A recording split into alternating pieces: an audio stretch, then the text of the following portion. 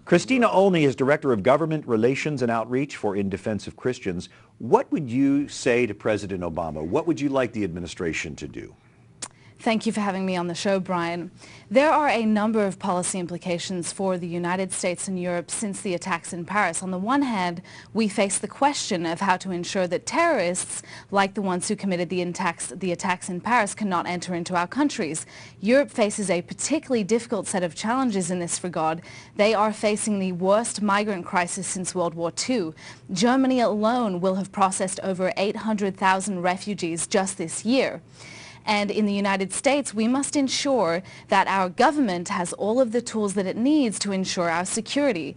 We must vet and screen every refugee that enters into this country. But many refugee experts, Brian, are saying that our screening process for refugees is already extremely robust. It's a process that can take up to 2 years. However, if our process is not sufficiently robust, we must ensure that it is. But what we must not do, Brian, is sacrifice our moral obligation to vulnerable communities who are facing horrors that we cannot even possibly imagine at the expense of our security. Because the fact is, Brian, that there is an ongoing genocide taking place in the Middle East against Christians, Yazidis, and others, and we call on the Obama administration to publicly recognize that. The administration apparently will do that for the Yazidis, and you're saying make sure the Christians are included?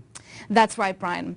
We have been hearing that the Obama administration may make an announcement to that effect, and while In Defense of Christians would welcome the recognition that Yazidis are facing a genocide, we would be strongly disappointed if the Obama administration failed to recognize that Christians and other religious minorities are also facing a genocide.